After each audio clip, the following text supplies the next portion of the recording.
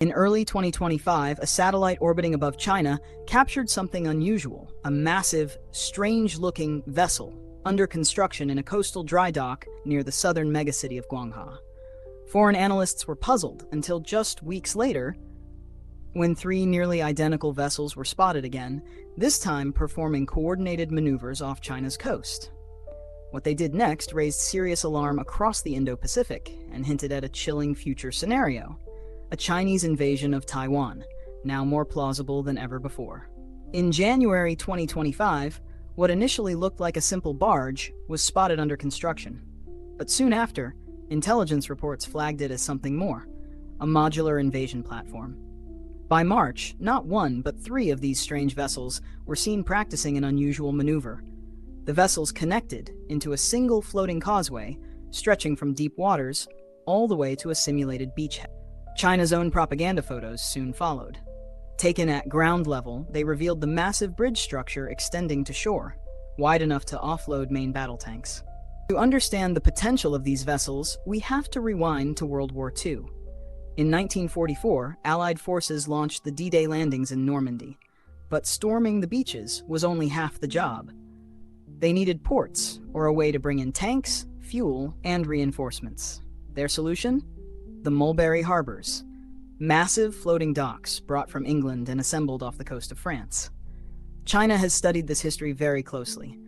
These new vessels, nicknamed the Shuikou-class, or water bridge, are Beijing's modern answer to the same problem: how to bring an army across the sea to invade Taiwan and sustain it. Each set of barges operates as a trio: a small barge in front, a medium-sized one in the center, and a massive one at the rear. Once they arrive near shore, they deploy super-heavy retractable legs that anchor them to the seabed, lifting the ships out of the water like offshore oil platforms. Then, bridges telescope from one barge to the next, forming a massive 825-meter floating causeway directly to the beach. This isn't just a pier, it's a mobile port.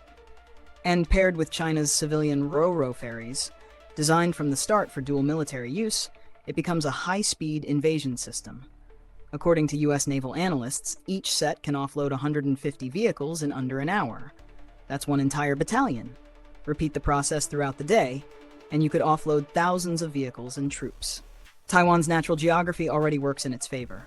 Rugged coastlines, tall cliffs, and coral reefs make large-scale landings very difficult. In fact, only 14 beaches on the entire island are considered ideal for amphibious assault, known as the Red Beaches. But these are heavily defended and well prepared. Taiwan knows its vulnerabilities. What the Shuikou barges change is the math. These platforms are designed to bypass coral reefs. Their shallow drafts and long reach allow them to land almost anywhere, not just the Red Beaches.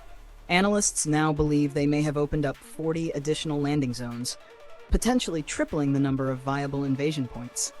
That stretches Taiwan's defensive lines thinner than ever. Whether or not China actually uses these barges in war, they already serve a powerful psychological purpose. Their very existence sends a message. We are preparing. We are serious. We are capable. China doesn't necessarily want a war. The goal is to force Taiwan's surrender without a fight, and giving Taiwanese leadership and civilians the belief that resistance is futile is part of that strategy. But there's another piece of the puzzle. Thousands of kilometers from Taiwan, in the remote Taklamakan Desert, China has built something equally alarming: a full-scale, one-to-one mock-up of a U.S. Gerald R. Ford-class aircraft carrier. Alongside it, mock-ups of American destroyers and escort ships, all placed next to a 6-meter-wide rail track built for moving targets. The PLA fires real missiles at these targets to practice sinking them. Why? Because any invasion of Taiwan will likely trigger intervention from the US, Japan, or Australia. And China is preparing to neutralize those responses before they arrive. According to military analyst Thomas Shugart, if China achieves air and sea supremacy around Taiwan and establishes a foothold, the Shuikou barges could help unload up to 60,000 PLA troops, complete with 8 heavy brigades within just the first 24 hours.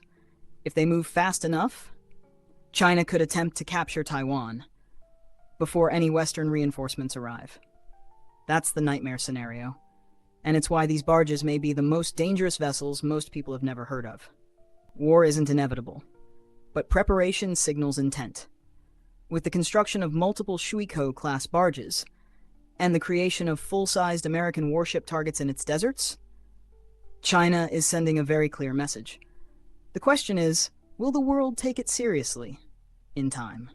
If you found this analysis thought-provoking, consider subscribing for more deep-dive geopolitical and military breakdowns. Let me know in the comments. Do you think China will actually invade Taiwan, or is this all just a massive bluff?